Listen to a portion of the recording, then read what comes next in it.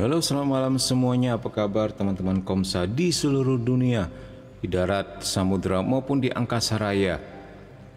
Terima kasih yang sudah hadir dan menyempatkan waktu untuk menghadiri live pada malam hari ini. Malam Min, kata Dinda, mau nanya dulu nih tentang demonologi. Ayo silakan.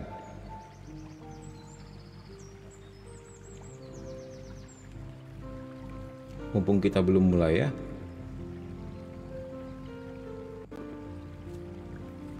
Malam Kak, apa kabar? Kata I love you. Kabar baik, selamat malam juga. Semoga I love you juga baik-baik adanya.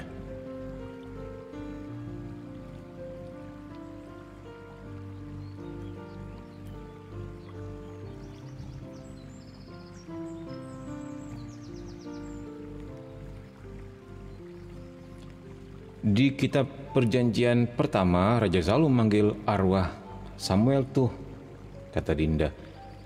Dijawab lagi sama si Samuel gitu. Akhirnya Raja Saul tutup usia juga sih. Iya, gimana? Mau tanya apa, Dinda?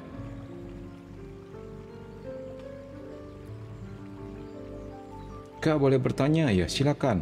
Wah, ini belum apa-apa sudah pada banyak yang nanya nih. Belum aja mulai. Gak apa-apa, silakan.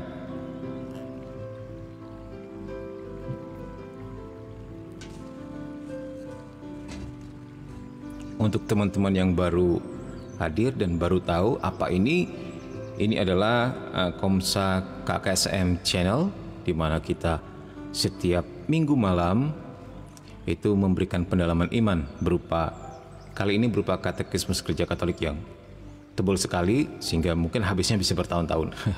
Setelah itu mungkin kita akan membahas yang lain, is okay, apapun itu ya. Nah, sementara malam Jumat kita membahas tentang demonologi atau ilmu tentang demon, setan atau iblis. Jadi yang lebih suka hantu bisa mampir di malam Jumat, yang lebih suka pendalaman iman bisa mampir di sini tiap minggu malam jam yang sama, jam 10 malam. Yang suka dua-duanya karena rindu dan cinta sama Mimin bercanda, silakan hadir di setiap minggu malam dan setiap malam Jumat ya. Oke, baik. Sebelum kita mulai, kita mau cek dulu bagaimana, apakah suara musiknya kurang keras, lebih keras, sudah balance sama suara Mimin? Kabar-kabari komen-komen ini di bawah ya. Oke, kita kembali ke pertanyaan. Gimana? Raja Saul manggil arwah pakai dukun, Min. Itu yang saya bingung. Itu Samuel asli ya, Min? Dalam kitab perjanjian lama. Maaf, keyboard HP saya bermasalah nih, Min. Ya, itu ada dua penafsiran. Yang pertama adalah itu sebenarnya yang dipanggilnya adalah sesuatu makhluk yang menyamar, bukan Samuel asli ya. Sementara tafsiran berikutnya mengatakan itu asli Samuel gitu loh. Jadi ada dua penafsiran di situ. Ya. Kalau Mimin sih lebih memilih apa yang dikatakan kitab suci ya, dilarang memanggil arwah. Begitu. Karena kita mudah sekali dibegoi oleh mereka, dibohong-bohongi oleh mereka. Makhluk yang kita pikir kita kan bangga, kita kan makhluk yang sempurna, Min. Mereka kan makhluk yang cacat. Oh, jangan salah Kisanak. Mereka lebih cerdas daripada kita. Mereka itu mantan malaikat ya. Kodratnya tetap kodrat malaikat. Nah, ketika mereka jatuh menjadi setan atau iblis ya, kodratnya tetap setara dengan malaikat. Mirip seperti kodratnya manusia, tapi ada manusia yang baik, ada manusia yang jahat. Begitu loh. Kodratnya tetap setara. Intelijensinya tetap setara. Tentu jauh berkurang karena dia putus hubungan sama Tuhan ya, sang sumber pengetahuan. Ya, begitu. Tetapi kecerdasannya, sisa-sisanya tersebut tetaplah lebih kuat dari manusia. Jadi jangan mau jangan mau ditipu ya, jangan mau ini nggak boleh berkata kasar, takut kena ban oleh TikTok. Ya begitulah. Jadi sebaiknya tidak. Baik juga kalau meyakini itu bukan Samuel asli. Begitu aja menurut Mimin.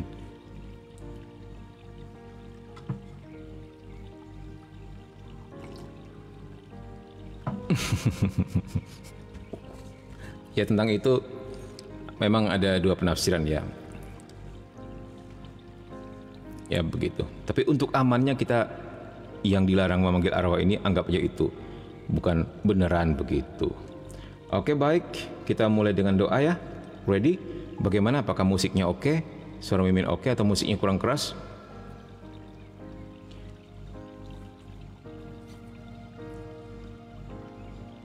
Ya, kita bisa melihat dari buah-buahnya kata Heo. Ternyata setelah itu Raja Saul juga agak-agak agak miris juga hidupnya.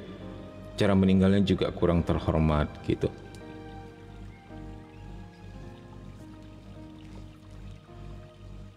Baik, aman suaranya. Baik, kalau begitu kita mulai dengan doa ya. Baik, kita siapkan hati kita mau berdoa. Dalam nama Bapa dan Putra dan Roh Kudus. Amin. Ya Bapa Surgawi, kami bersyukur dan berterima kasih pada malam hari ini. Kami Kau beri kesehatan sehingga boleh berkumpul bersama kembali dalam live pada malam hari ini. Berkati kami semua Bapa satu persatu. Bila yang sakit Engkau sembuhkan, yang sedang kesulitan Engkau berikan jalan keluar, yang beroleh letih, lemah, lesu dan sebagainya, biarlah Tuhan beri kelepasan dan kelegaan yang terikat dengan kuasa kegelapan dalam nama Yesus dilepaskan. Bila pada saat ini kami mohon doa dari Bunda Maria agar live kami dilancarkan, kami juga mohon perlindungan dari Malaikat Agung Mikael. Bunda Maria doakan kami, para malaikat dan orang kudus berjaga-jagalah bersama kami. Biarlah kuasa Roh Kudus menerangi mata hati dan pikiran kami sehingga apapun yang menjadi kehendak Tuhan, firman-Nya, rencananya tergenapi sempurna dalam diri kami yang tidak sempurna ini. Kemuliaan kepada Bapa dan Putra dan Roh Kudus, seperti pada permulaan, sekarang, selalu, dan sepanjang segala abad. Amin. Dalam nama Bapa dan Putra dan Roh Kudus. Amin. Baik, sekarang kita sampai ke halaman 226 di Katekismus Gereja Katolik atau artikel 857. Nah, kemarin kita sedang membahas gereja yang satu, kudus, Katolik dan Apostolik. Satu sudah, kudus sudah, Katolik sudah kita bahas. Ingat ya, yang kemarin-kemarin. Nah, yang kemarin tidak sempat hadir bisa intip di YouTube Mimin di nama yang sama, Komsa KKSM. Baik juga teman-teman bisa meramaikan YouTube, IG, atau snack video gitu ya, supaya kita di sana juga bisa kadang-kadang live gitu. Ya, terutama di YouTube karena semua video hasil-hasil live ini selalu Mimin posting di sana. Untuk mereka yang mungkin kebingungan dengan istilah-istilah tertentu atau konsep-konsep tertentu bisa mengintip kembali ke YouTube sehingga bisa lebih mengerti apa yang dimaksud ya. Karena ini memang berkesinambungan, saling berkonsekuensi ilmu pengetahuannya. Jadi memang sangat apa ya kalau dikatakan ya, ilmu yang disajikan kepada kita dalam katekismus ini sangat luar biasa runutnya, sistematisnya begitu. Jadi kalau kita sudah mendalami kata kuncinya ya, jadi mudah sekali sebenarnya untuk mengertinya. Nggak akan berubah sampai akhir zaman. Prinsip-prinsip dasarnya, kebijakan-kebijakan dasarnya begitu. Yang berubah paling kasus-kasus per hari. Jadi kita bisa tanggapi per kasus begitu ya. Dalam terang kitab suci dan juga katekismus. Oke baik. Gereja yang apostolik. Min, apa artinya apostolik min? Nah, mungkin ada yang tahu. Apostolik kalau bahasa Inggris apostle. Ya, apostle. Nah, tahu apa itu apostle? Apostle gitu tulisnya. Ya, kalau terjemahkan dalam bahasa Indonesia para rasul begitu. Apostolik jadi bisa dikatakan yang bersifat para rasul lah, yang dalam tanda petik berbau para rasul lah, begitu ya. Nah kita lanjutkan 857. Gereja itu apostolik karena ia didirikan atas para rasul dalam 3 macam arti. Nah 3 macam arti ini kenapa disebut apostolik? Pertama, karena ia tetap dibangun atas dasar para rasul dan para nabi. Efesus 2:20. atas saksi-saksi yang dipilih oleh Kristus sendiri, ya, di sini. Ingat, apostolik alasan pertama dibangun atas dasar para rasul dan para nabi. Yang kedua, dengan bantuan roh yang tinggal di dalamnya. Kalau rohnya, R-nya huruf besar itu maksudnya Roh Kudus, ya. Kalau R huruf kecil itu lebih ke roh manusia, begitu. Dengan bantuan roh yang tinggal di dalamnya, di dalam gereja maksudnya, ya. Iya, maksudnya roh itu, Roh Kudus itu menjaga warisan, menjaga ajaran. No. Ini gereja maksudnya, ya. Dengan bantuan Roh Kudus yang tinggal di dalam gereja, gereja menjaga ajaran, warisan iman, serta pedoman-pedoman sehat para rasul dan meneruskannya. Nah, arti yang kedua adalah menjaga dan meneruskan ajaran para rasul dan para nabi. Yang pertama atas dasar para rasul dan nabi, yang kedua menjaga dan meneruskan yang telah diterimanya dari para rasul dan para nabi tersebut. Ya, jadi lebih mudah mengingatnya. Nah, bagaimana dengan yang ketiga, Min? Oke, kita lihat di sini. Kenapa sih gereja Katolik disebut apostolik? Ia tetap diajarkan, dikuduskan, dan dibimbing oleh para rasul. Ini maksudnya gereja, ya. Gereja tetap diajarkan, dikuduskan, dan dibimbing oleh para rasul sampai pada saat kedatangan kembali Kristus. Jadi diajarkan, dikuduskan, dan dibimbing terus-menerus nih, tentunya di dalam kuasa Roh Kudus sampai pada saat kedatangan kembali Kristus, ya. Dan justru oleh mereka yang mengganti para rasul dalam tugasnya sebagai gembala. Siapa itu? Dewan para uskup. Nah, itu dia. Jadi dewan para uskup itu adalah rasul, para rasul. Kita memandangnya sebagai para rasul. Itu dewan para uskup, ya. Understand? Faham? Jadi para uskup adalah para rasul, gitu. Yang dimana para rasul tersebut dibantu oleh para imam dalam kesatuan dengan pengganti Petrus, gembala tertinggi gereja. Nah, ini, ya. Jadi para rasul dibantu oleh para imam-imamnya dengan kesatuan dengan paus.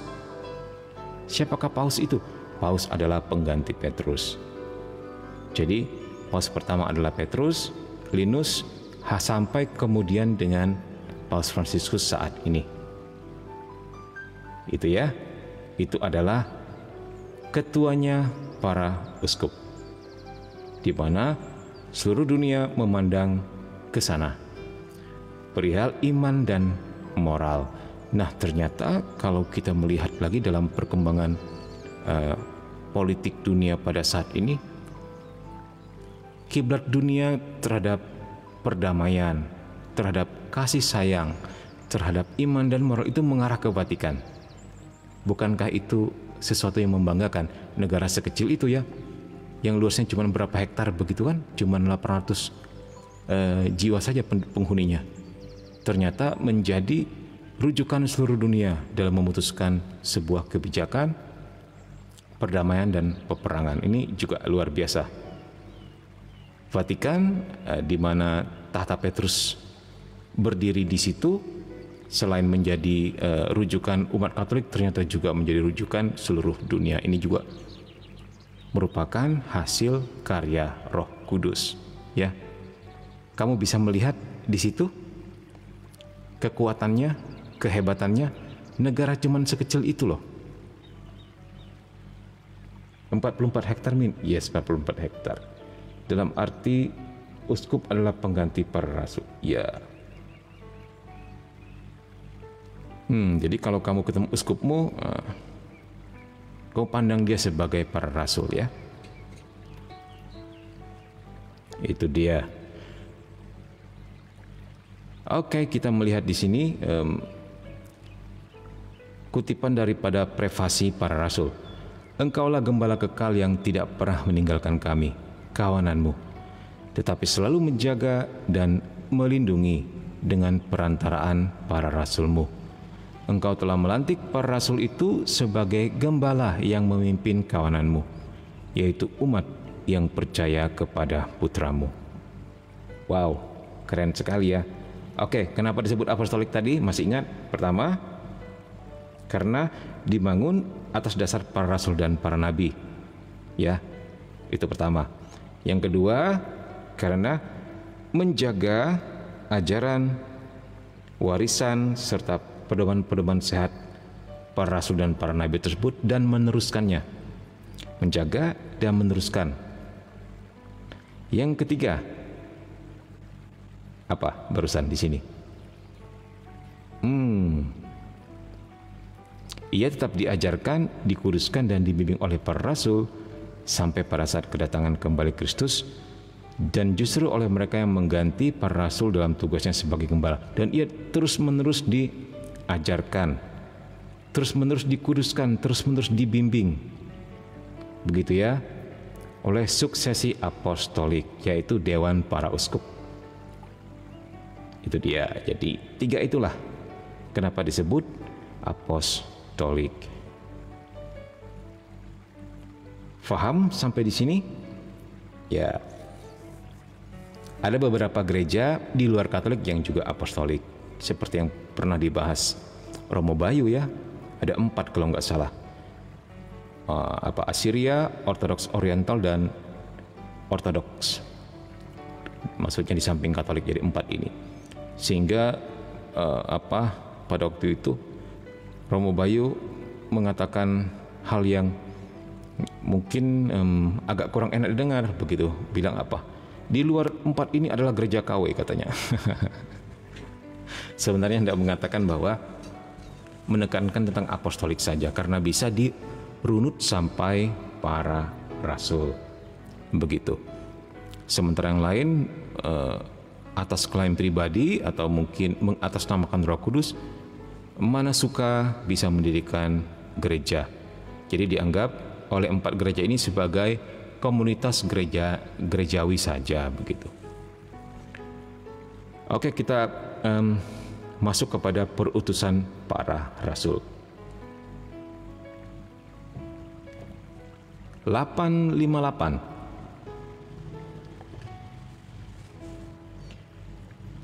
Iya, kata Heo, hanya 4 gereja itu yang bisa ditelusuri sampai para rasul.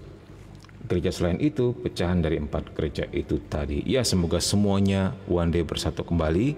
Kita berdoa seperti doa Yesus Yohanes 17:23 ya, supaya mereka bersatu seperti Bapa dan Aku adalah satu. Amin. Bagaimanapun caranya, pasti Tuhan selalu punya cara. Yang penting kita terus mendoakan persatuan. Yesus adalah yang diutus oleh Bapa. Pada awal karyanya, ia memanggil orang-orang yang dikehendakinya. Nah, coba. Ya. Di sini dikatakan, ia memanggil orang-orang yang dikehendakinya. Jadi yang dikehendakinya loh, bukan yang terbaik, bukan yang paling berprestasi, bukan yang paling ganteng, bukan yang paling cantik, enggak. Yang dikehendakinya. Ya. Kemudian ini penting sekali. Ini penting sekali. Karena apa yang menjadi kehendak Tuhan seringkali tidak sama dengan apa yang menjadi kehendak kita.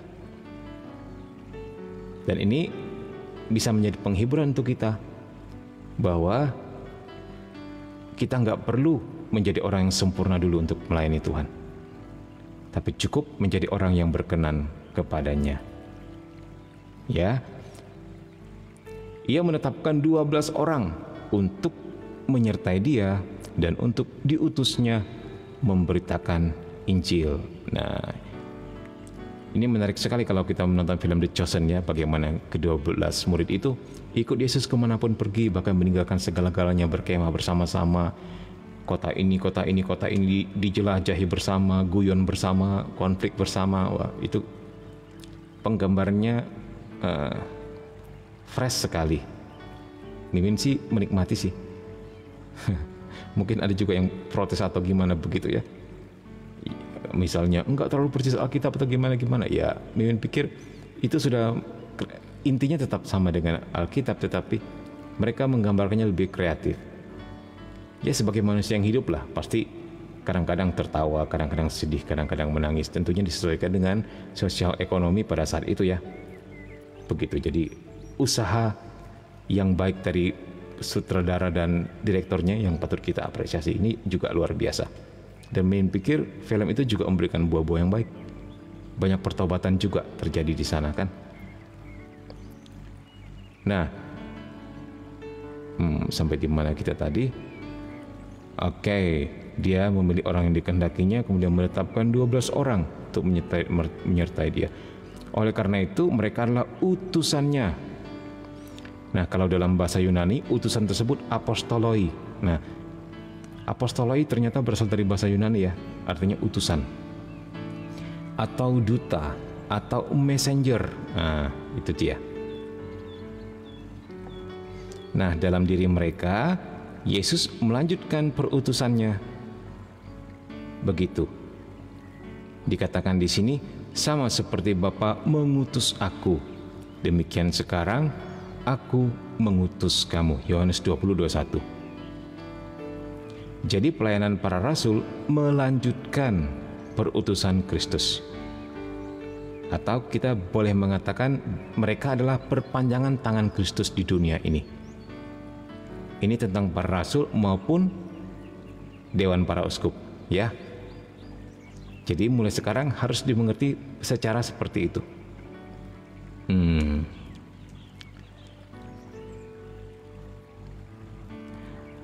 Nah, pelayanan para rasul, oke, sudah tadi. Barang siapa menyambut kamu, ia menyambut aku. Demikian Yesus berkata kepada kedua-belasan tersebut, Matius 10:40. Jadi barang siapa yang menyambut uskup, dia menyambut aku juga. Barang siapa yang menolak uskup, dia menolak aku juga.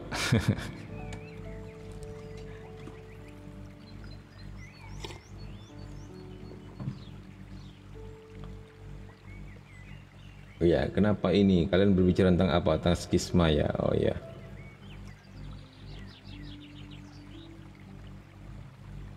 Tapi gereja ini nggak ada hubungannya dengan paus kan, Min? Ya. Ya, beberapa dari mereka ada juga yang kembali ke Katolik, beberapa ada juga yang belum begitu.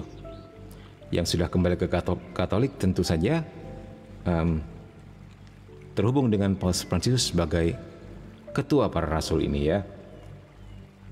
Ia menjadi Katolik seperti kita. Yang belum, doakan saja supaya pada akhirnya join juga gitu. Nah, tapi akhirnya gereja menjadi kaya dengan pelbagai ritus karena mereka itu ya. Mimin pernah posting ya, atau beberapa hari lalu mungkin, tentang 23 atau 20-an begitu. Gereja Katolik Latin atau ritus Latin atau ritus Barat, juga Katolik ritus Timur.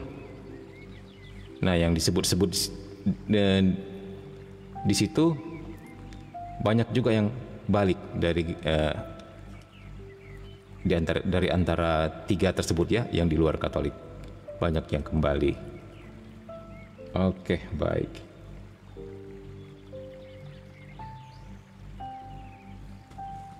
Ya, yang kembali itu disebut Katolik Timur.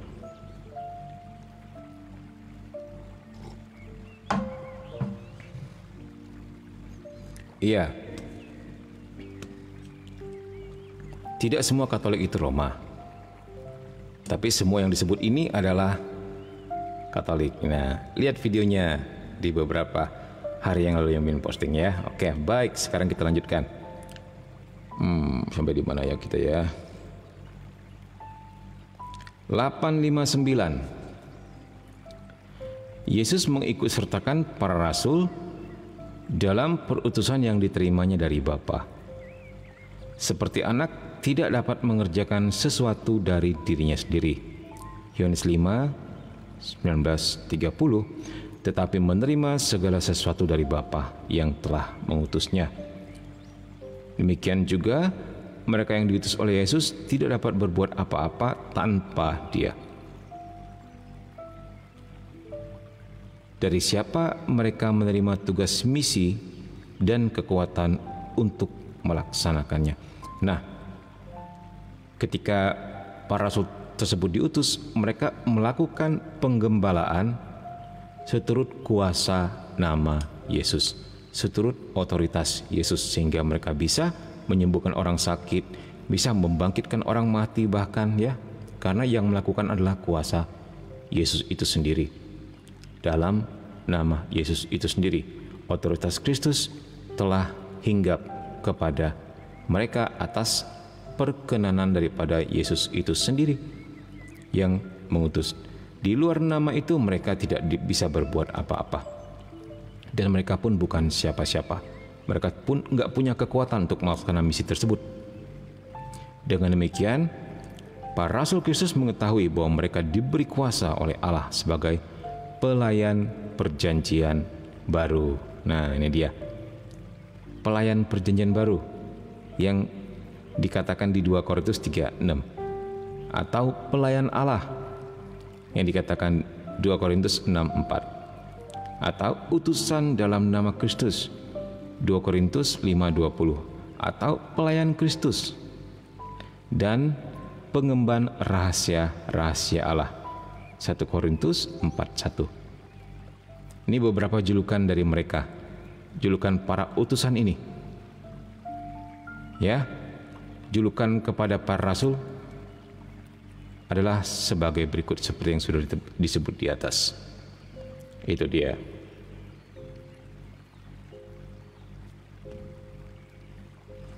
Ada 10.000 orang pada malam hari ini. Nah, thank you atas kehadirannya. Terima kasih untuk like, untuk share, untuk komen, dan juga gift-giftnya. Tuhan memberkati. Kita lanjutkan ya. 860. Dalam tugas para rasul, ada satu bagian yang tidak dapat diserahkan. Apa itu? Yaitu tugas sebagai saksi-saksi terpilih kebangkitan Tuhan dan dasar gereja. Tetapi di dalamnya juga terletak sekaligus satu tugas yang dapat diserahkan. Nah, jadi tugas mereka ini ada yang bisa diserahkan, ada yang tidak dapat diserahkan, ada yang dapat diserahkan. Kita lanjut ya, maksudnya seperti apa? Kristus menjanjikan kepada mereka bahwa Ia akan tinggal bersama mereka sampai akhir zaman. Karena itu, perutusan ilahi yang dipercayakan Kristus kepada para rasul itu akan berlangsung terus sampai akhir zaman. Sebab Injil yang harus mereka wartakan bagi gereja merupakan asas seluruh kehidupan untuk selamanya. Maka dari itu, dalam himpunan yang tersusun secara hierarkis itu pula, para rasul telah berusaha mengangkat para pengganti mereka. Nah, ini dia. Para pengganti itu sesuatu yang dapat diserahkan. Jadi amanat itu bisa diserahkan, gitu ya. Yaitu bisa digantikan ketika mereka mangkat. Ini maksudnya. Itu tugas sebagai saksi-saksi terpilih dan kebangkitan Tuhan dan dasar gereja itu adalah tugasnya para rasul yang asli. Itu nggak bisa digantikan, tetapi kelanjutannya kepada rasul-rasul saat ini itu bisa diwariskan. Begitu maksudnya ya. Oke, baik, kita lanjut.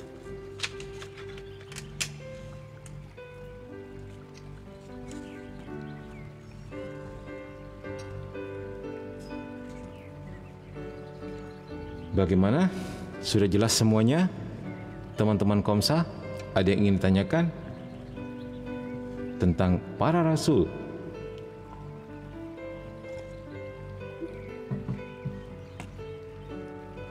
Sepertinya sudah jelas semua ya. Anteng-anteng saja nih. Oke, baik. Jarang ketemu Uskup Min. Wah, ya nggak apa-apa ya. Pasti sama-sama sibuk. Uskup sibuk, Indah juga sibuk. Kapan-kapan boleh main-main, misalnya Natalan begitu. Bisa cari uskup gitu. Uskupnya Dinda siapa namanya? Kalau uskupnya Heo siapa namanya?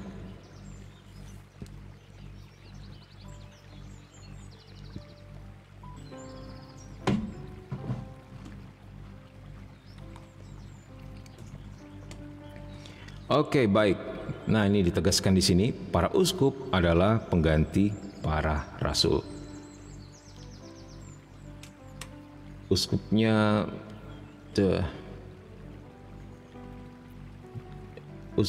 Uskupku Ignatius Kardinal Suharyo Min, kata Dinda. Wah mantep, Kardinal coy, uskupnya bukan sembarangan. Ya tentu saja pasti sibuk ya. Yang namanya kardinal, dia kan mewakili negara untuk sampai untuk memberitakan sesuatunya ke Roma. Uskup yang namanya kardinal ini bisa dikatakan ketuanya para uskup secara negara ya, secara nasional, untuk mengatakan atau menyampaikan sesuatu atau disampaikan sesuatu dari Roma untuk negara yang bersangkutan dan sebaliknya. Kalau uskupku, Uskup Samuel Uskup Sintang Min, kata Heyo. Ya itu Samuel Oton Sidin ya, itu juga salah satu dosen Mimin. Salam untuk dia kalau balik ke Sintang. Oke. Kalau bukan karena Krisma dan dapat tamparan indah Krisma, aku nggak pernah bisa ketemu Uskup Min, kata Dinda. Iya. Seringkali dalam sakramen Krisma, uskup sendirilah yang bukan seringkali, memang selalu ya, uskup yang memberi sakramen Krisma itu ya. Nah, kenapa hanya uskup yang bisa memberikan sakramen Krisma? Karena barusan kita sebut di sebelumnya, karena mereka adalah para rasul. Krisma itu temanya menguatkan. Nah, yang namanya menguatkan, dirinya sendiri harus lebih dulu kuat. Ya, jadi para rasul adalah sosok kekuatan daripada gereja itu sendiri. Kekuatan jenis apa? Kekuatan yang tentunya kekuatan spiritual, kematangan rohani, kekuatan mental, itu yang dianugerahkan kepada kita saat Krisma. Kita dikuatkan, begitu. Nah, itulah sebabnya para uskup atau para rasul itu sudah otomatis seorang eksorsis, ya, sehingga dia bisa menunjuk atau melantik pastor tertentu untuk menjadi pastor eksorsis, karena dia punya kuasa untuk itu. Ya, begitu. Roh Allah ada dalam diri mereka, para rasul ini, sehingga dia bisa melimpahkan roh yang satu dan sama itu kepada pastor-pastor yang akan ditunjuknya menjadi pastor eksorsis. Nah, di situ maksudnya ya.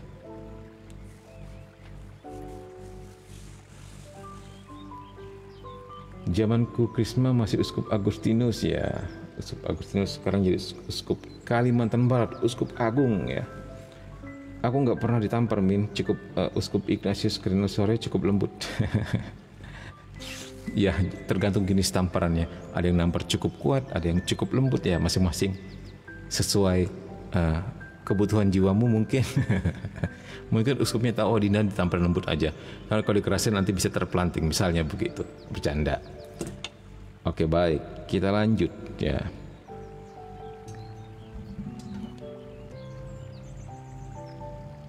Para uskup tidak hanya mempunyai berbagai pembantu dalam pelayanan. Pembantu ini maksudnya imam-imam yang membantu ya, bukan pembantu dalam arti pembantu ART gitu ya, bukan ya. Melainkan supaya perutusan yang dipercayakan kepada para rasul dapat dilanjutkan, supaya sesudah mereka meninggal, mereka menyerahkan kepada para pembantu mereka yang terdekat seakan-akan sebagai wasiat untuk menyempurnakan dan meneguhkan karya yang telah mereka mulai. Begitu. Kepada mereka itu, para rasul berpesan agar mereka menjaga seluruh kawanan tempat Roh Kudus mengangkat mereka untuk menggembalakan jemaat Allah. Jadi para rasul mengangkat orang-orang seperti itu dan kemudian memberi perintah supaya bila mereka sendiri meninggal, orang-orang lain yang terbukti baik mengambil alih pelayanan mereka. Nah, biasanya memang setahu Mimin sih ya, misalnya sekarang kan sudah dibuat sebuah keputusan ya, uskup usia 75 sudah cukup, sudah pensiun. Kalau dulu kan seumur hidup. Begitu. Nah, jadi biasanya 3 tahun sebelum pensiun atau 2 tahun sebelum pensiun, mimin lupa, mereka wajib mempersiapkan penggantinya. Wajib merekomendasikan kepada Roma siapa yang akan menjadi baik uskup agung maupun uskup setempat. Begitu. Sudah dipersiapkan. Nah, tapi akhir-akhir ini kalau kita melihat, apakah kita melihat sendiri ataupun kita mengambil kesimpulan sendiri, kebanyakan yang dipilih adalah para pastor yang dari akademisi. Dari akademisi, apakah dia dosen, apakah dia tenaga pengajar, seperti itulah cenderung pilihan Vatikan jatuh kepada orang-orang seperti ini. Min pikir juga baik ya, karena di tengah-tengah dunia yang semakin liar, bebas, yang semakin penuh rasionalisme, apalagi hedonisme, apalagi yang seringkali dilimpahi dalam tanda petik rupa-rupa ajaran yang aneh-aneh ya. Jadi ini baik kalau gembala mereka atau Dewan Para Rasul ini adalah orang-orang yang memang mumpuni di bidangnya secara intelektual juga. Karena kan kita harus lebih pintar di umat kita, kan begitu, agar kita bisa mengajarkan sesuatunya. Ya, keren juga sih. Mimin setuju aja. Bagaimana dengan kalian?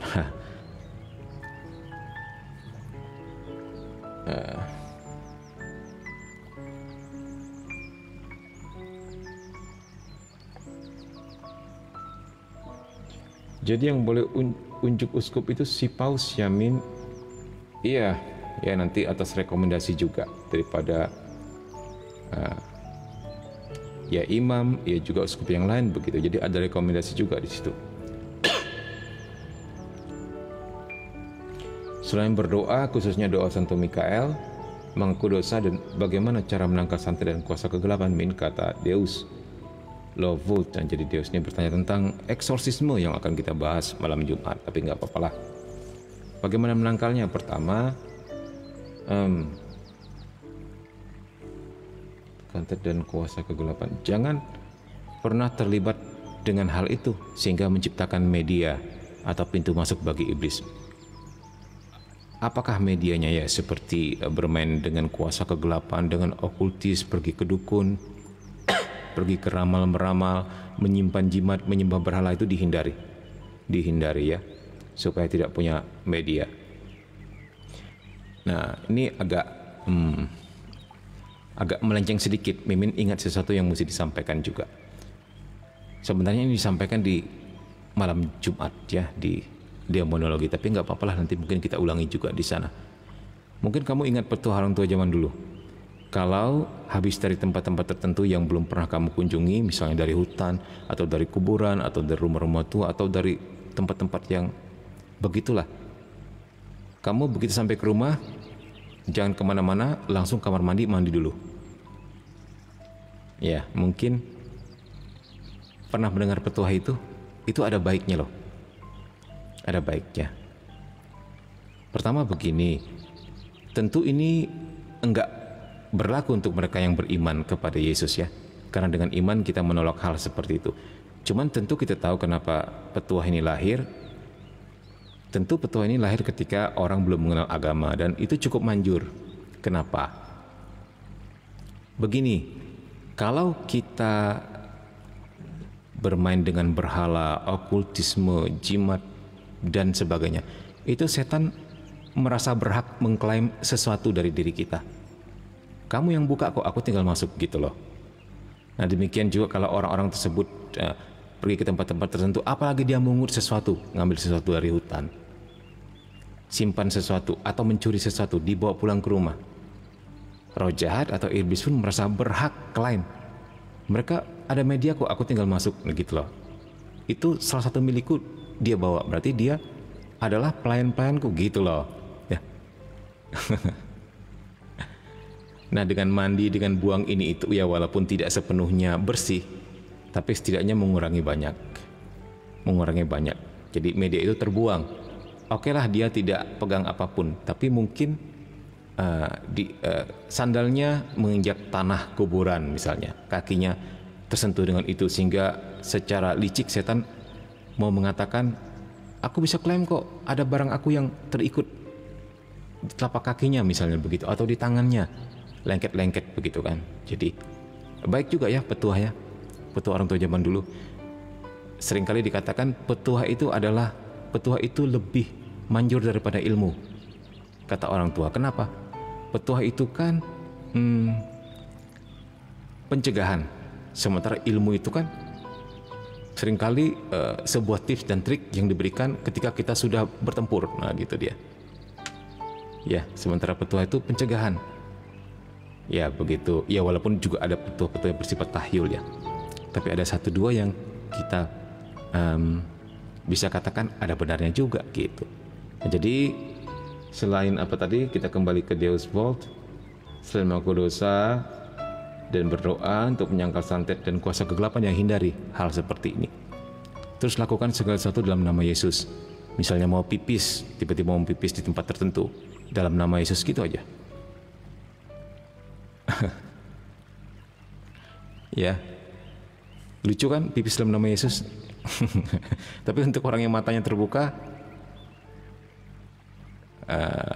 mengertilah tempat-tempat tertentu adalah teritorialnya mereka begitu. Jadi kalau memang kita enggak mengerti, ya enggak apa-apa ikut petuah, tapi kan petuahnya dalam nama Yesus juga gitu ya, kira-kira begitu. Min, Vicar Jenderal apa itu? Vicar Jenderal itu wakil uskup kan ya Min? Vicjen, iya.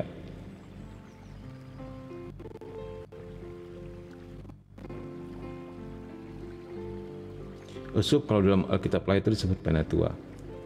Ya, jadi sebenarnya jabatan uskup ada dalam Alkitab, iya.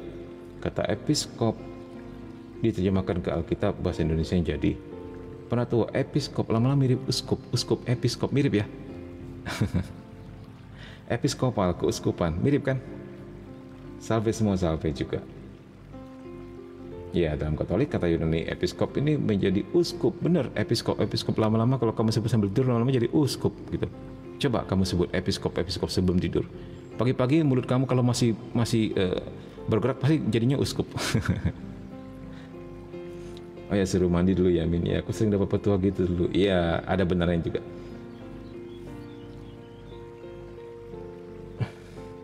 Nah, tapi kan Mimin tahu sendiri ada pastor yang terpelajar tapi nggak percaya sama setan. Terus direkomendasikan jadi uskup itu gimana Min? Ya itu ya nggak apa-apa juga. Ya mungkin dia punya kebijakan lain gitu loh.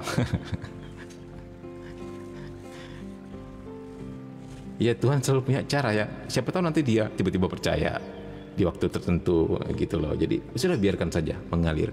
Kita percaya saja kepada kebijakan yang dari atas. Ya, ya betul. Yang seperti yang dikatakan Dina, di lapangan ada uskup yang seperti ini. Mimin juga kenal. Tapi mau gimana lagi? Sudahlah, kita percayakan saja kepada yang di atas sana dengan pikiran bahwa Tuhan selalu punya cara kok. Ya terbukti kan di uskupan yang ini uskupnya nggak percaya begini begitu, memang nih Mimin nggak perlu sebut nama uskupnya ya. Tapi beberapa imamnya akhirnya melakukan eksorsis sendiri. Eksorsis dalam tanda petik ya, artinya deliverance begitu di keuskupan dia. Apakah dia tahu atau tidak, ya namanya anggap saja deliverance, kan bukan eksorsis. Ya sudah, dibiarkan saja oleh dia dan dianggap sebagai karunia pribadi. Ya tapi akhirnya uskup yang bersangkutan tidak pernah menunjuk seorang pastor untuk menjadi pastor eksorsis begitu ya. Ya memang agak disayangkan sebenarnya, tapi ya cara kerja Tuhan bisa saja melalui apa saja. Apalagi kalau anak Yesus seharusnya sudah nggak percaya tahu lagi sih katanya. Iya benar, karena memang hal seperti itu nggak mempan lagi sama kita ya. Apalagi kita sudah bisa melakukan semuanya dalam nama Yesus. Ya, tapi dalam arti tentu, misalnya tiba-tiba ada orang tua yang mengatakan kamu begini-begini, anak kamu jangan langsung bantah. Oh tidak, kamu punya mau berhala. Jangan nasihati saya tidak suka sama kamu. Kamu harusnya kamu gini, nggak boleh begitu juga ya.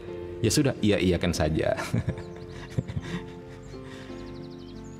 Ya karena, however, itu gandeng sama sopan santun kalau zaman dulu begitu, gandeng sama etika juga. ya ambil bagian etikanya saja. Oh gitu Jamin, iya. Yang agak-agak ada aja yang jadi uskup.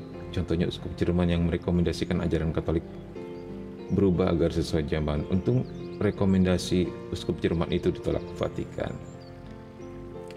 Iya, ya begitulah ya, hal seperti ini main juga. However, kita semua masih manusia, tidak terkecuali para uskup. Tetapi kita lihat bagaimana dalam sebuah tema besarnya Tuhan menjaga gerejanya itu secara luar biasa. Ya, Tuhan bisa pakai siapa saja. Bahkan Tuhan dikatakan dalam sebuah kata pepatah apa? Tuhan selalu bisa menarik garis lurus dari setiap garis-garis bengkok yang dibuat oleh manusia. Itu mantep. Jadi Tuhan tetap memegang kalimat terakhirnya untuk apapun kata-kata yang terjadi sebelumnya. Nah, kalau Tuhan terkadang mengizinkan hal-hal seperti itu terjadi, tentu kita percaya ada rahmat yang bisa kita ambil di situ ya. Apakah rahmat kesabaran, rahmat kekuatan dalam cobaan, dan sebagainya dan sebagainya.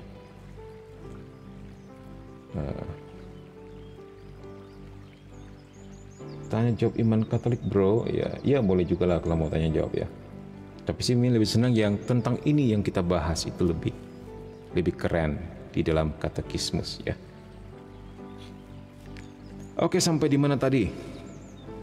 862.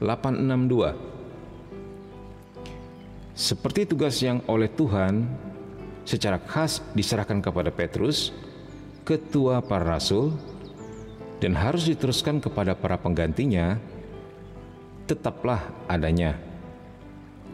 Begitu pula tetaplah tugas para rasul menggembalakan gereja yang tiada hentinya harus dilaksanakan oleh pangkat suci para uskup. Begitu ya. Maka dari itu Konsili Suci mengajarkan bahwa atas penetapan ilahi, para uskup menggantikan para rasul sebagai gembala. Barang siapa mendengarkan mereka, mendengarkan Kristus, tetapi barang siapa menolak mereka, menolak Kristus, dan dia yang mengutus Kristus. Nah ini dia, ini penegasan bahwa para uskup adalah pengganti para rasul. Sampai di sini sudah jelas ya. Oke, kita akan masuk kepada kerasulan. Minum sedikit. Salve juga, ini dari mana-mana aja nih, dari paroki mana aja.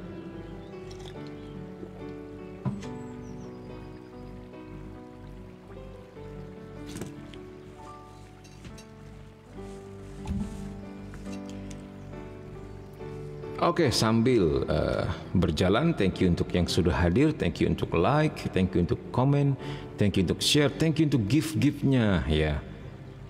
Terima kasih karena masih stay di sini. Kita lanjutkan pendalaman iman kita ya. Kita membahas tentang gereja yang apostolik atau yang berdasarkan para rasul. Seluruh gereja bersifat apostolik dalam arti bahwa ia melalui pengganti-pengganti Santo Petrus dan para rasul tinggal bersatu dengan asalnya dalam persekutuan hidup dan iman. Nah, jadi ini berbicara tentang kerasulan, tentang gereja yang tinggal bersatu dengan asalnya. Apa itu asalnya? Santo Petrus dan para rasul lainnya dalam persekutuan hidup dan iman. Seluruh gereja juga apostolik dalam arti bahwa ia telah diutus ke seluruh dunia. Semua anggota gereja mengambil bagian dalam perutusan ini, walaupun atas cara yang berbeda-beda. Panggilan Kristiani menurut hakikatnya merupakan panggilan untuk merasul juga. Nah ini dia. Maksudnya begitu, kita juga disebut apostolik karena kita merasul, melanjutkan karya-karya para rasul, menjadi perpanjangan tangan daripada para rasul kita. Apakah itu para imam, biaron-biarati maupun awam. Itu artinya kerasulan, ya. merasul begitu. Semua anggota gereja ini ambil bagian dalam perutusan tersebut dengan cara yang berbeda-beda. Kerasulan ialah setiap kegiatan tubuh mistik yang mengusahakan agar seluruh dunia sungguh-sungguh diarahkan kepada Kristus. Nah, sudah tahu apa yang dimaksud dengan tubuh mistik Kristus? Masih ingat atau sudah lupa? Min, apa sih yang dimaksud dengan tubuh mistik?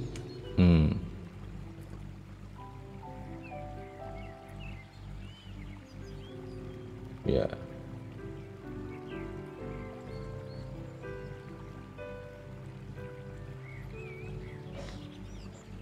Min, bisa nggak sih paroki Kota Bumi Tangerang, Min? Ya, mantep, puji Tuhan. Salam ya untuk umat di paroki Kota Bumi Tangerang. Oh ya, tadi bisa nggak sih si pastor menolak kalau ditunjuk sebagai pastor eksorsis, kata Dinda. Terus jawab, Heo, pastor eksorsis Amerika banyak yang awalnya nggak mau, namun karena ketaatan menerima juga tugas ini. Ya, mantep. Ini ketaatan kepada para uskup, kata Heo. Iya. Sebenarnya siapa sih yang memilih menjadi pengusir setan? Nggak ada yang mau kok. Bener, nggak ada yang mau. Udah capek gitu kan, tidak mengenal waktu, mesti membentuk tim. Udah gitu seringkali juga nggak dipercaya, disalahfahami, atau bahkan ditakuti oleh orang-orang tertentu. Nah, terus siap-siap digedor-gedor jam berapapun di malam hari, dan nggak ada duitnya lagi. Siapa yang mau begitu kalau dipikir-pikir? Nah, suatu hari ini juga cerita menarik dari rekan sepelayanan Mimin. Dia bercerita begini, Min, katanya, saya ini kan sudah melayani juga tentu dengan timnya ya, melayani juga begitu. Ada seorang ibu yang sudah keluar masuk rumah sakit karena kuasa kegelapan. Ya memang terbukti itu kuasa kegelapan memang. Jadi kita singkat saja ceritanya. Jadi keluar masuk rumah sakit sehingga habis sekali banyak duit. Nah, ketika pada akhirnya datang kepada dia, cerita ya, datang kepada dia, didoakan oleh dia, sembuh. Saat itu juga sembuh. Dan pada hari Natal ibu itu berkunjung ke rumah. Terima kasih ya Pak, telah itu katanya, telah mendoakan saya. Ya, tentu saja siapapun pasti bersuka cita kalau melihat yang didoakannya berhasil ya, dilepaskan dari kuasa kegelapan gitu. Terus kemudian si ibu yang bersangkutan menyelipkan sedikit duit gitu kan. Nah, singkat cerita begitu uangnya dibuka, jumlahnya ternyata 50.000. Jadi dia dengan tersenyum bilang kepada saya, nah coba lihat 50.000 loh. Bandingkan dengan biaya pengobatannya dia yang menghabiskan uang sampai ratusan juta. Ketika Tuhan Yesus datang kepadanya, gratis, nggak perlu bayar dia, kan? Malah saya dikasihnya 50.000 katanya. Sebenarnya ini sebuah satir juga. Sebenarnya Tuhan Yesus jauh lebih mahal daripada itu, gitulah.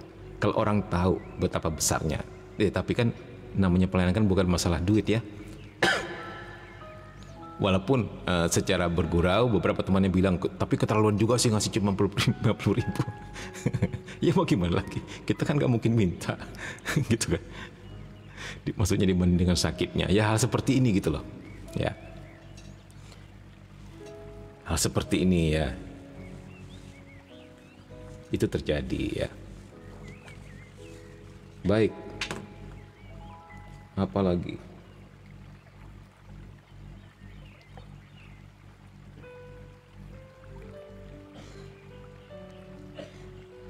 Sebentar kita baca ya. Mimin awalnya bisa terjun ke dunia eksorsis karena apa, Min? Hehe, kata si Yao bertanya. Apakah memang tertarik soal pengusiran setan atau nggak sengaja? Nggak sengaja. Nggak sengaja. Ya takut juga sama seperti kalian gitu loh. Awalnya malah ketika teman-teman minta bantu gitu kan, ada yang kerasukan, Mimin orang terakhir kok datang. Itu awal Mimin ingat berapa puluh tahun yang lalu. Takut sendiri Mimin. takut sendiri gitu kan, takut ya seperti film-film, takut dosa-dosanya dibongkar gitu, terus dipermalukan di depan teman-teman semua gitu kan. Mengerikan gitu bagi kita. Ya ternyata begitu sudah dijalani pelan-pelan gitu, itu seperti mengalir begitu saja. Ada yang misalnya itu seringkali gandeng dengan masalah-masalah tertentu dalam hidupnya. Misalnya awalnya orangnya datang minta doakan itu apa ya, mungkin sakit atau tolong doakan jodoh, hal seperti itu aneh. Tapi ternyata dia terikat kuasa kegelapan. Mungkin dia juga nggak menyadari. Nah terjadi manifestasi di situ. Ya mau tak mau kita pun doa pelepasan ya lama-lama. Karena ya mungkin di Kalimantan banyak ya kasus seperti ini. Min nggak tahu di tempat lain. Jadi dikit-dikit orang tuanya suruh pergi ke dukun, terutama yang di pedalaman ya. Ngobatin sakit bukannya ke dokter, ke dukun atau seperti inilah, sehingga ya kasihan juga mungkin karena rumah sakit juga jauh begitu ya dan sebagainya. Jadi banyak faktor sehingga mudah sekali bagi umat kita yang di pedalaman itu yang kurang akses kepada pastor, yang kurang akses kepada tim pendoa dan tenaga medis, terlibat dengan okultis, karena dukun ternyata banyak sekali di pedalaman. Mimin ingat di pedalaman Kalimantan, Mimin pernah mendoakan orang yang kerasukan Nyi Blorong. Kan aneh, sementara kita tahu Nyi Blorong itu di Jawa ya. Bisa sampai ke Kalimantan gitu. Itu juga ya, jadi itu mengalir dengan sendirinya saja ya. Lama-lama akhirnya terjadi juga sebuah tim ya, seperti itu ya. Tetapi memang dalam tim seperti ini ada bagiannya masing-masing seperti yang dikatakan di sini. Ada yang bertugas mendoakan, ada yang bertugas menjadi leader atau pemimpin, ada yang bertugas pujian, ada juga, dan ini harus ada, petugas mendoakan. Dan ini bukan main-main ya, ini yang paling penting, pendoa-pendoa ini, karena kita bisa melihat bagaimana bahkan ketika si yang kerasukannya menyentuh atau bersentuhan kepada si pendoa, dia bisa terpelanting sendiri. Bentrok kuasanya itu tidak bisa disangkal dalam sebuah peperangan spiritual. Itulah sebabnya cukup penting bagi kalian kalau suatu hari bisa, apakah menghadiri atau dalam sebuah sesi eksorsis atau dalam doa pelepasannya, lihat bagaimana luar biasanya kuasa Tuhan face to face dalam menghadapi kuasa kegelapan. Mimin ingat belasan tahun yang lalu ketika Mimin pada waktu itu sudah mulai pelayanan juga ya, pelayanan pelepasan begitu kepada anak-anak mudika seperti yang Mimin pernah cerita dulu. Nah ternyata di situ ada yang mendapat panggilan, beberapa orang. Itu juga buah-buah daripada karya Roh Kudus. Bagaimana mereka bisa melihat kuasa Tuhan di situ ya. Ya begitulah semuanya mengalir ya. Atau enggak, memang uskupnya enggak mau terjun langsung jadi nunjuk pastor untuk pelayanan. Ya mungkin ada juga Dini mungkin yang seperti itu.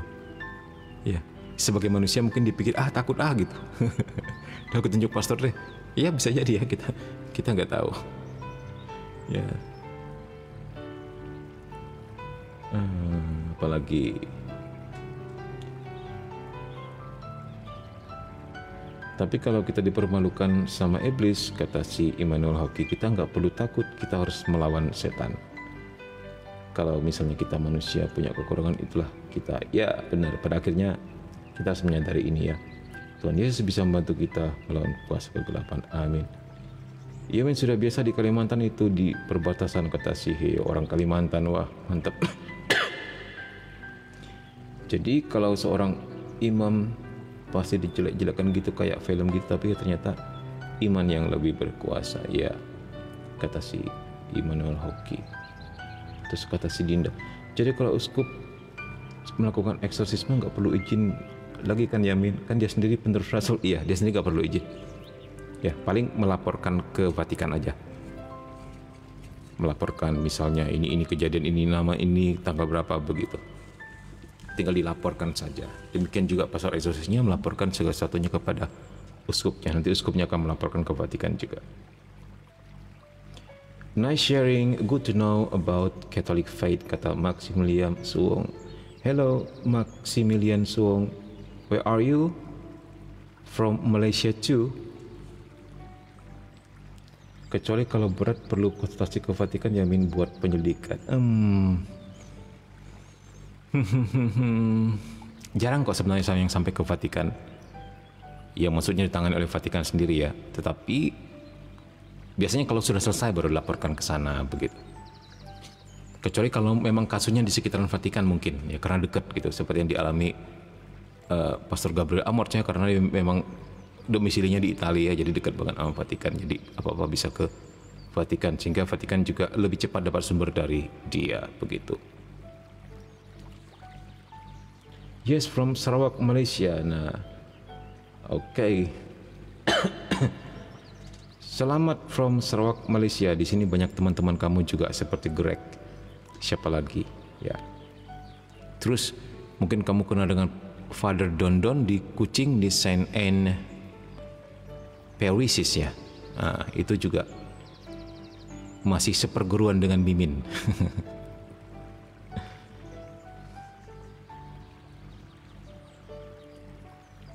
Lah, bukan kalau dia pastor eksorsis tetap harus izin dari uskup ya, Min?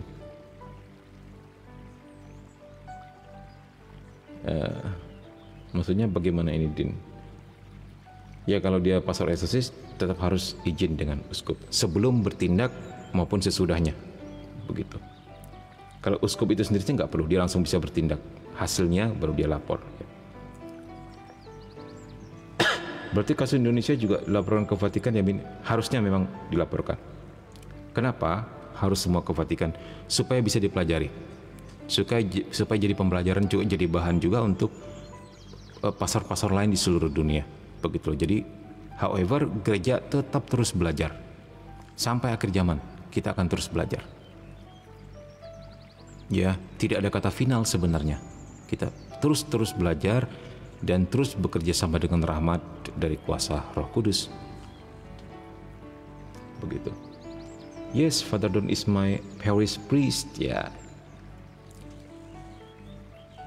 Salam buat Father Don dari Komsek KKSM begitu. Pasti dia tidak kenal. Saya kenal dia. Sorry, masih batuk.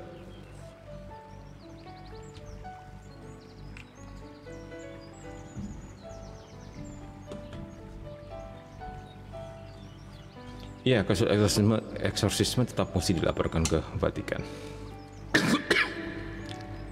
Minum sedikit ya.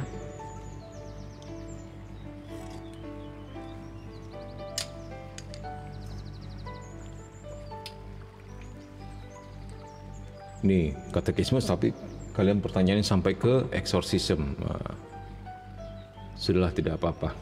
Ayo kita lanjut. Oh ya, tadi tentang tubuh mistik Kristus. Apa itu tubuh mistik Kristus? Tubuh mistik artinya Yesus sebagai kepala dan kita anggota-anggotanya. Itu dia. Tubuh mistik Kristus ini dikenal dengan istilah persekutuan para kudus. Nah, Gereja Katolik menggambarkannya sebagai gereja yang sudah jaya di surga, gereja yang sedang berjuang di dunia, dan gereja yang sedang menderita di api penyucian. Ini namanya persekutuan para kudus, di mana ketiganya selalu hadir, bantu-membantu, dan ada untuk masing-masing di dalam doa-doa dan di dalam upaya untuk keselamatan, ya. Tubuh mistik Kristus adalah kita, karena kita yang masih hidup ini adalah gereja pejuang. Dikatakan mistik karena mengatasi hal fisik, sudah metafisik. Ingat, Rasul Paulus mengatakan apa? Siapakah yang dapat memisahkan kita dari kasih Kristus? Penderitaankah? Kematiankah? Tidak. Tidak, kisah. Kematian pun tidak memisahkan kita. Begitu, ya. Semoga difahami dengan baik, semoga tidak bingung dengan istilah tubuh mistik Kristus, persekutuan para kudus, begitu. Oke, baik. 864. Kristus yang diutus oleh Bapa menjadi sumber dan asal seluruh kerasulan gereja. Maka jelaslah kesuburan kerasulan awam tergantung dari persatuan mereka dengan Kristus. Nah, ini penting sekali. Banyak orang menjadi angkuh, menjadi sombong, menjadi jumawa, ya, ketika dia merasa punya sedikit karunia, mulai berpikir dia lebih suci dari teman-temannya yang lain, dia lebih suci dari pastor parokinya, dia lebih suci daripada mungkin paus, karena dia berpikir apakah dia bisa berbahasa roh, apakah dia pernah mendoakan orang-orangnya sembuh, dan sebagainya dan sebagainya. Nah, ini membahayakan karena dia bisa melepaskan dirinya dari sakramen dan dengan demikian dari Kristus itu sendiri. Dan kita tahu di mana pohon atau cabang yang tidak nempel sama pohon utamanya, dia akan mati dan terbuang. Ya, kita semua harus dan bergantung kepada Kristus. Tidak bisa menganggap diri kita pintar sendiri, nggak akan bisa, karena hal tersebut rawan sekali disesatkan. Jadi kalian jangan heran ya kalau ketemu sama, dalam tanda petik, katanya pelayan-pelayan Tuhan tapi aneh-aneh.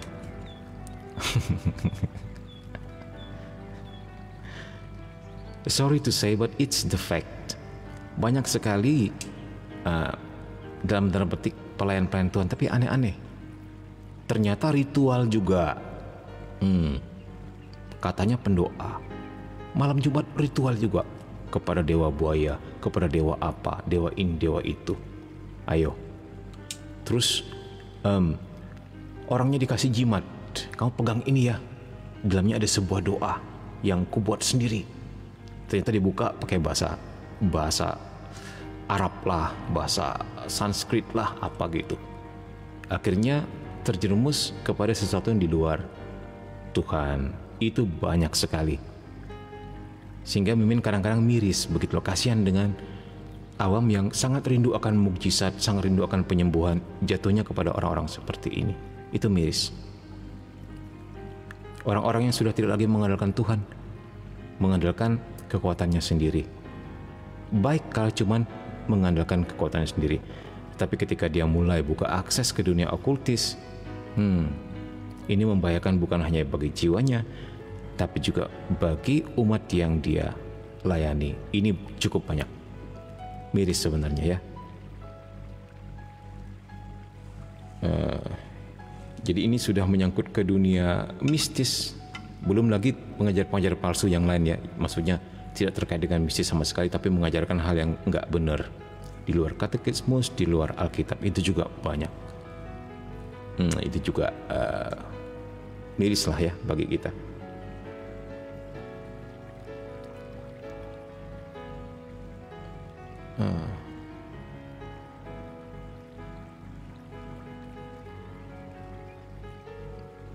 Sayangnya ada aliran modern yang menolak persekutuan para kudus ini, Amin.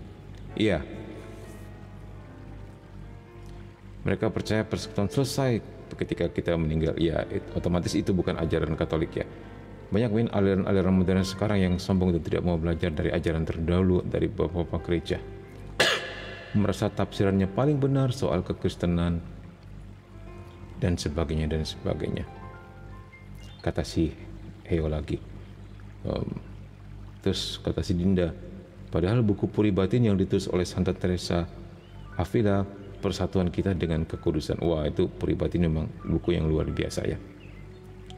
Terus lanjut Heo, akhirnya buah banyak ajaran yang aneh-aneh dan merasa tafsirnya paling benar dan menyesatkan yang terdahulu. Kata si Heo lagi, Dinda, kita bukan karena itu. Ya maksudnya bagaimana? Ya begitulah. Ya. Miris ya.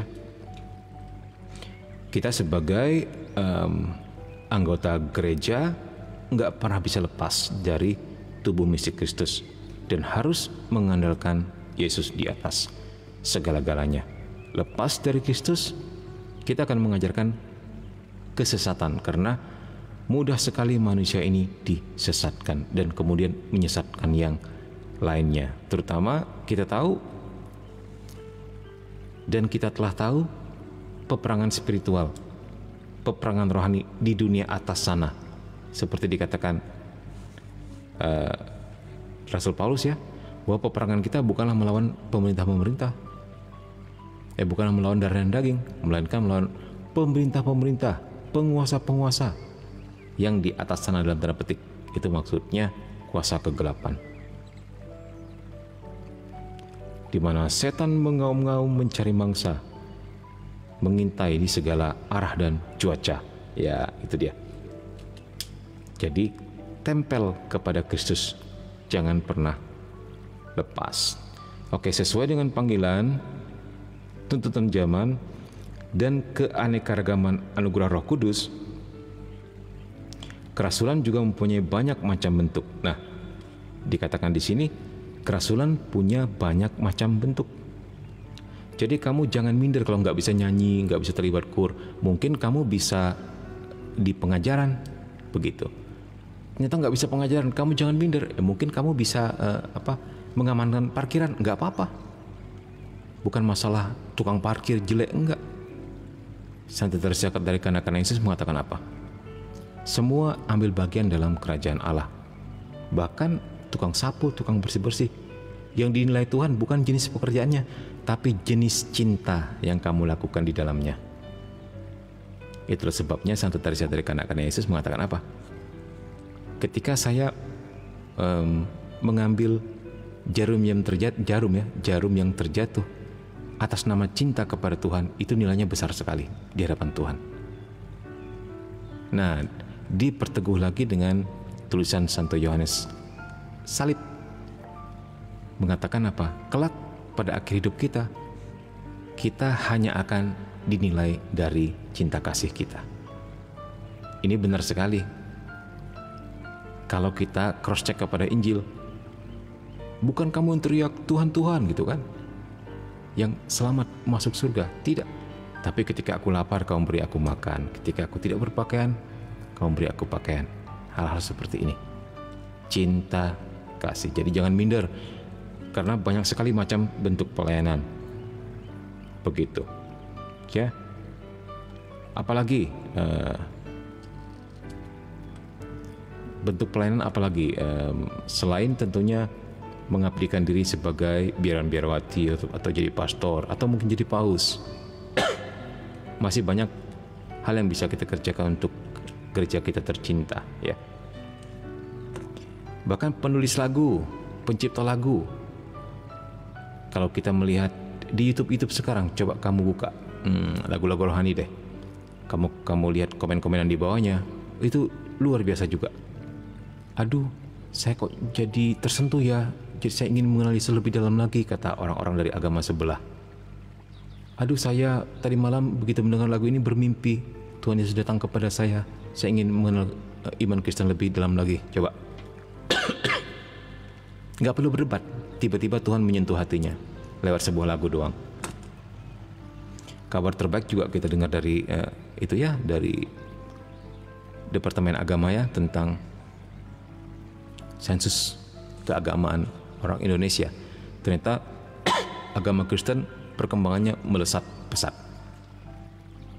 Yang pertama Katolik, kemudian disusul Protestan, yang ketiga Buddha katanya. Ini data statistik di Kemenak ya, jadi bukan mengada-ngada. Itu bagi kita di mana Roh Kudus bekerja, buah-buahnya akan menjadi begitu nyata. Gereja Katolik yang tampaknya adem ayem, enggak pernah gempar-gempur di medsos, bersaksi ini bersaksi itu, kenapa bisa meraih lebih banyak?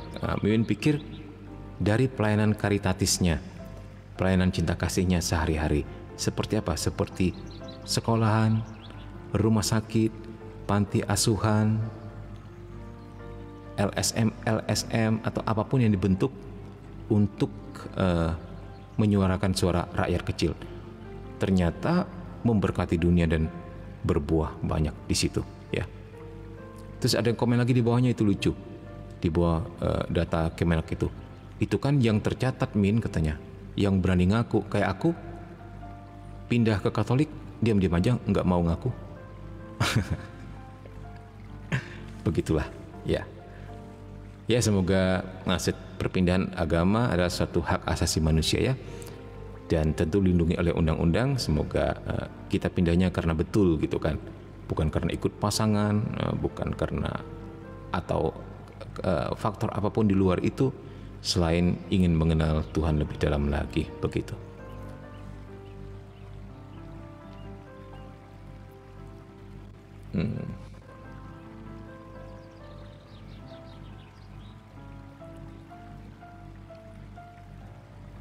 Saya kenal sama seseorang, dia merasa diri yang bisa jadi kudus. Maksudnya bagaimana nih? Saya kenal sama seseorang, kata Dinda, dia merasa diri yang bisa jadi kudus cuma petugas liturgi doang. Oh begitu. Padahal kekudusan ini bisa untuk semua orang. Oh jadi ada orang yang berpikir bahwa cuma petugas liturgi doang yang bisa dikudus gitu ya. Waduh, kayak mana pula itu. Padahal seperti disebut tadi ya, kekudusan kita bukan soal jenis pekerjaan kita, tetapi seberapa besar cinta kasih kita ya. Ya Min, Katolik adalah institusi pelayanan sosial terbesar di seluruh dunia. Yes, itu juga yang Min ketahui ya. Duh, di sini tuh komentarnya terbatas Min, nggak apa-apa. Udah dimengerti kok apa yang dimaksud Dinda tadi ya, dan sudah kita jawab. Kalau ada yang mengaku rasul, sikap umat Katolik harus bagaimana ya Min? Ya nggak apa-apa, biarin aja. Biarkan aja dia happy, nggak apa-apa kok. Yang penting kita tahu yang mana rasul beneran, yang mana rasul KW gitu ya. Ya sudah, kalau dia happy dengan tindakannya, sejauh dia nggak mengganggu kita ya. Kalau dia mengganggu kita ya hajar.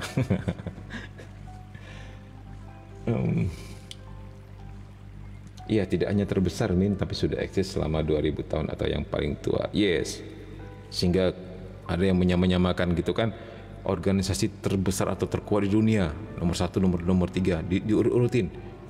Nomor 1 ternyata Katolik. Nomor 2 apa gitu disebutnya. Oke, kita mau selesaikan lagi di buku.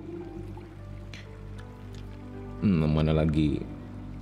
Nah, barusan disebut tadi ya, padahal kita belum sampai baca ini. Tetapi cinta kasih yang terutama ditimba dari Ekaristi boleh dikatakan jiwa seluruh kerasulan. Yes, jadi kalau mau bersaing-saing siapa yang lebih cepat kudus, siapa yang lebih suci, siapa yang lebih tinggi harkat martabatnya di mata Allah, nih bersainglah dalam hal kasih. Bersainglah, siapa yang mengasihi lebih banyak. Sanggup? Wah, keren banget. Siapa yang lebih mampu mengampuni musuh-musuhnya, lebih mampu tidak menyimpan dendam,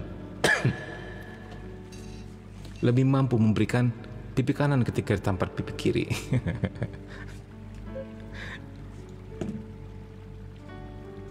Iya, begitulah ya. Oke, baik, lanjut.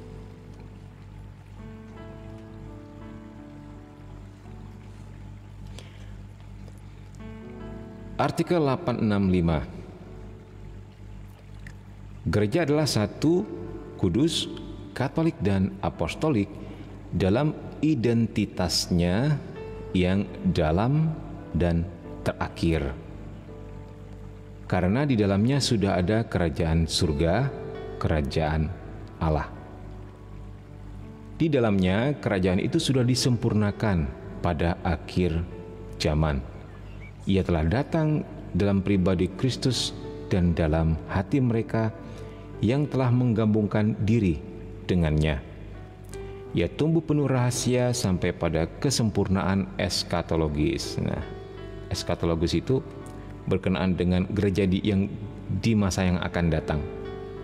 Sebuah keadaan gereja di masa yang akan datang itu eskatologis ya. Pada waktu itu, semua manusia yang ditebus olehnya dan yang telah menjadi kudus di dalamnya dan tak bercela di hadapan Allah akan dikumpulkan sebagai umat Allah satu-satunya sebagai mempelai anak domba. Wahyu 2:19. Kota suci Yerusalem yang turun dari surga dari Allah penuh dengan kemuliaan Allah. Wahyu 21:10-11. Tembok kota itu mempunyai 12 batu dasar dan di atasnya tertulis ke-12 nama dari ke-12 rasul anak domba itu.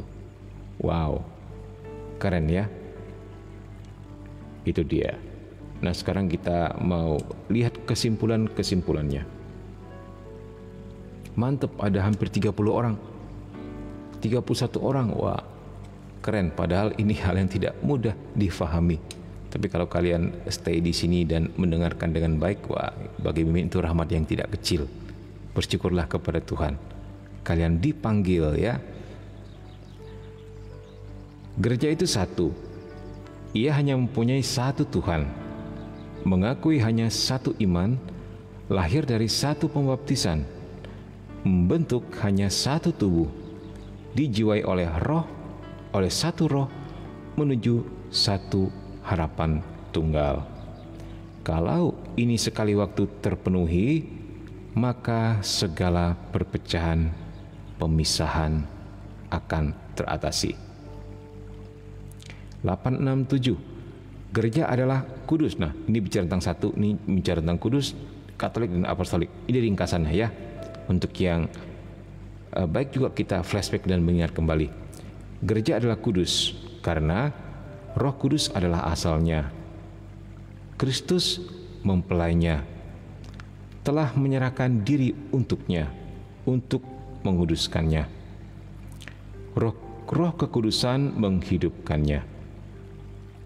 Memang orang berdosa juga termasuk di dalamnya, tetapi gereja adalah yang tak berdosa, yang terdiri dari orang-orang berdosa. Nah, ini harus difahami seperti ini gereja.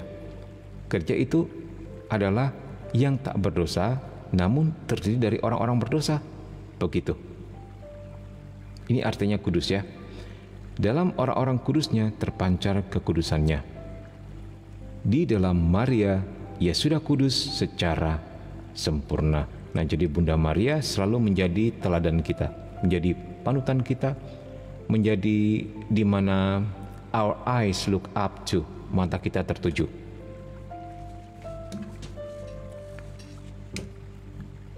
868. Nah, ini tentang Katolik. Gereja itu Katolik karena ia mewartakan seluruh iman, ia mempunyai dan membagi-bagikan kepenuhan sarana keselamatan. Ini yang dimaksud 7 sakramen. Ya. Ia diutus kepada semua bangsa. Ia berpaling kepada semua manusia. Ia merangkum segala waktu. Ia adalah misionaris menurut hakikatnya. Jadi Katolik ini bersifat pewartaan, memanggil, mengundang semua orang untuk datang dan merasakan cinta kasih yang sama itu, seperti yang sudah kita alami. Kita berkata kisah dengan sukacita, dengan gembira, memandang positif dunia, ya, mengampuni dosa, seperti yang dilakukan oleh sakramen Taubat, dan juga menguduskan, memberkati dan menggunakan segala macam hal-hal yang kita bisa pakai untuk sebesar-besarnya kemuliaan Tuhan. Jadi kita tidak boleh takut kepada dunia, justru kita mengalahkan dan memberkati dunia untuk dipakai seluas-luasnya sebanyak mungkin demi kerajaan Allah. Seperti misalnya penemuan speaker atau mic itu kan bukan diciptakan untuk gereja ya, tetapi memang untuk publik. Nah, itu kita pakai setelah kita itu juga kita pakai untuk mewartakan kerajaan Allah. Teknologi, segala penemuan-penemuan seperti ini kita kuduskan, kita berkati, bukan malah kita takuti, bukan malah ini boleh, itu nggak boleh, ini haram, itu halal. Enggak seperti itu. Iman kita mengalahkan dunia, iman kita memberkati dunia. Kita berkata kasih dengan penuh sukacita. By the way, udah sembuh batuknya, Min? Masih belum terlalu, kadang-kadang masih batuk-batuk juga. Memang susah ya. Ada yang punya batuk seperti Mimin, udah 1 bulan lebih belum sembuh-sembuh. Oke, sekarang kita lihat gereja adalah apostolik yang barusan kita bahas tadi. Kenapa disebut apostolik? GWS Yamin, GWS. Thank you Dinda. Karena ia telah dibangun atas dasar kuat, atas ke-12 Rasul Anak Domba, Wahyu 21:14. Ia tidak dapat dirobohkan. Benar, kenapa enggak bisa dirobohkan, Min? Nah, mau tahu kenapa? Mau tahu kenapa gereja yang apostolik ini tidak bisa dirobohkan? Mau tahu kenapa? Kita buka Matius 16:18. Matius 16:18. Oke, kita mau lihat kenapa gereja apostolik ini tidak bisa dirobohkan, Min. Kita baca sama-sama di sini, Kisanak. Dan aku berkata kepadamu, engkau adalah Petrus, dan di atas batu karang ini aku akan mendirikan gerejaku. Jadi terjemahan aslinya sebenarnya gerejaku ya, bukan jemaatku, tapi nggak apa-apalah. Yang penting kita ngerti maksudnya. Dan alam maut tidak akan menguasai. Nah ini janji Tuhan sendiri, alam maut tidak akan menguasai gereja yang didirikan atas Petrus itu sendiri. Itu firman Tuhan sendiri, bukan main ya. Nah, apalagi sampai di mana? Ia tidak dapat salah dalam menyampaikan kebenaran. Kristus membimbingnya melalui Petrus dan para rasul yang lain yang ada dengannya dalam pengganti-penggantinya, paus dan dewan para uskup. Jadi kalau tanya apa dasarnya rahmat infabilitas atau rahmat kebal salah, Matius 16:18. Alam maut tidak akan menguasainya sejauh dia tetap berdiri atas dasar Petrus. Begitu ya. Karena Kristus yang akan membimbingnya dan para rasul lain yang ada dengannya dalam penggantinya.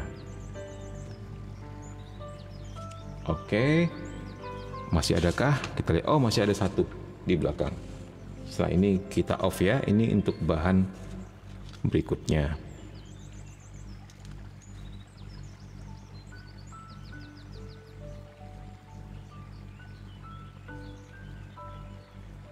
Iya, karena janji daripada Yesus kepada Petrus sendiri. Jadi kalau tanya, Min, tapi bukankah dalam sejarah banyak juga itu penyimpangan-penyimpangan perilaku biroti mungkin, atau imam, atau mungkin paus yang apalah namanya, apakah ada skandalnya, apakah korupsi dan sebagainya. Itu bagaimana, Min? Apakah kita tetap masih percaya kepada mereka? Kan ada pertanyaan seperti itu ya.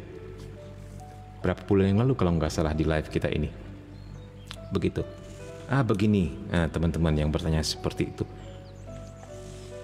Gereja memperoleh rahmat kebal salah infabilitas berdasarkan Matius 16:18 tadi jika mengajarkan hal yang berkaitan dengan iman dan moral.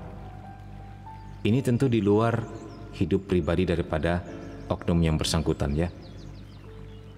Iman dan moral itu Roh Kudus sendiri yang mendampingi, sehingga tidak mungkin bisa diperoleh sebuah kesesatan ketika gereja mengajarkan iman dan moral. Jadi ini sudah terlepas dari kehidupan pribadi.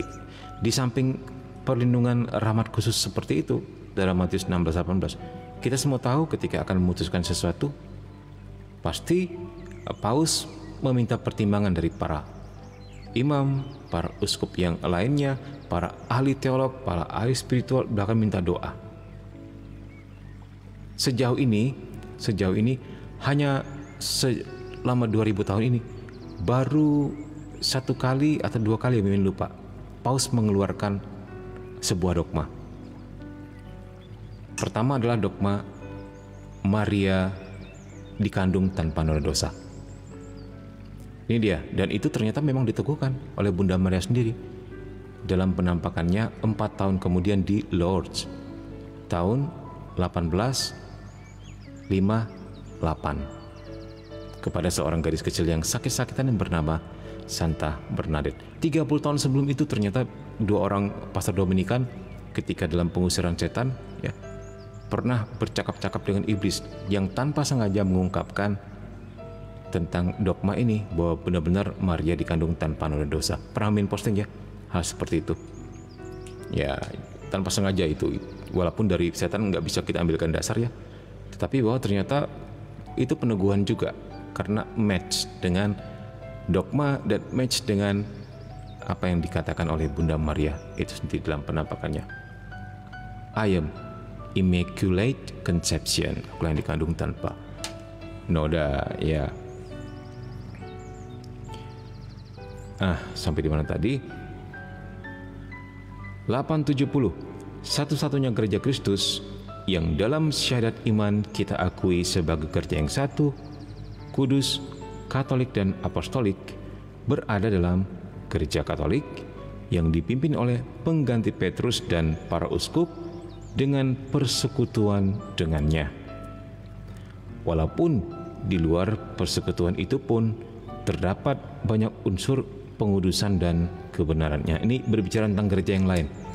Gereja di luar Katolik, bahwa gereja Katolik menyadari dan mengakui ada juga unsur pengudusan dan kebenaran di dalam gereja lain. Begitu ya. Walaupun kepenuhannya hanya ada di dalam gereja Katolik dalam 7 sakramen itu.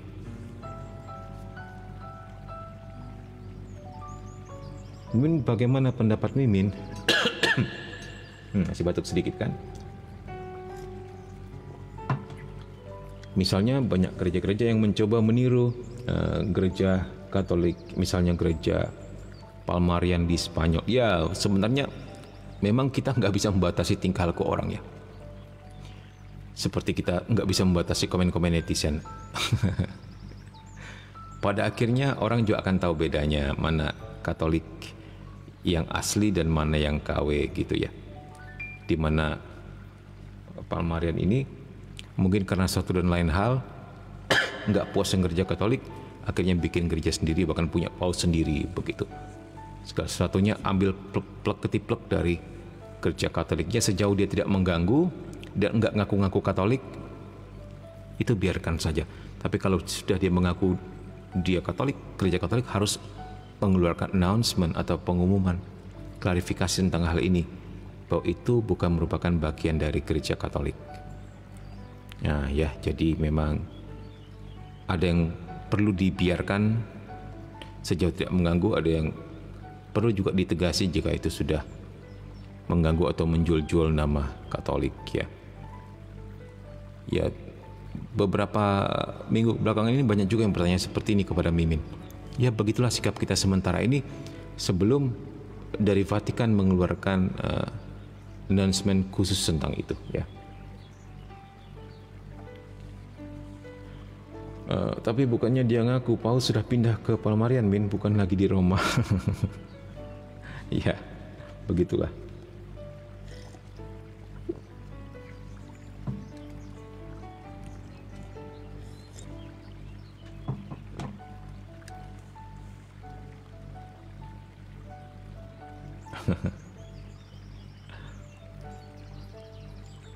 Oke deh, teman-teman. Ini sudah jam berapa? Sudah 23.49 waktu Indonesia bagian barat di sini. Terima kasih untuk teman-teman semua yang sudah hadir, yang sudah like, yang sudah komen, yang sudah kasih gift. Tuhan Yesus memberkati kita semua. Yang baru join, waduh, kita sudah akan selesai ini ya. Jadi nanti mampir ke YouTube Mimin ya, namanya Komsa KKSM, sama seperti nama TikTok ini. Nanti live di sini selalu Mimin posting di sana, jadi bisa dilihat kembali. Diramaikan juga YouTube-nya supaya bisa mencapai 1000 subscriber gitu. Sekarang masih belum 70-an, belum 700-an ya. Oke, kita mau tutup dengan doa. Semoga segala apapun yang telah kita bahas bersama ini bisa menjadi pendalaman iman dan berkat bagi kita semua ya. Terima kasih Min, terima kasih sama-sama. Sampai jumpa ya malam Jumat kita bahas demonologi. Sama-sama Greg, temanmu beberapa dari Sarawak juga hadir ini tadi ya. Oke, kita mau doa. Dalam nama Bapa dan Putra dan Roh Kudus. Amin. Tuhan, terima kasih untuk berkat kesehatan yang boleh menyertai kami, berkat kecukupan sehingga kami boleh tetap stay di sini dan menghadiri live pada malam hari ini. Engkau berkati Tuhan kami dengan rahmat demi rahmat yang baru setiap hari, agar kami selalu merasa aman dan tentram dalam naungan sayap-Mu. Biarlah segala rahmat pengetahuan yang telah Kau curahkan pada malam hari ini sungguh-sungguh berguna bagi kehidupan kami untuk mengenal Engkau lebih dalam lagi. Semakin kami mengenal-Mu, semakin kami mencintai-Mu. Bunda Maria doakan kami, para malaikat dan orang kudus berjaga-jagalah di sekitar kami. Kemuliaan kepada Bapa dan Putra dan Roh Kudus, seperti pada permulaan, sekarang, selalu, dan sepanjang segala abad. Amin. Dalam nama Bapa dan Putra dan Roh Kudus. Amin. Okay all, thank you and see you. God bless you.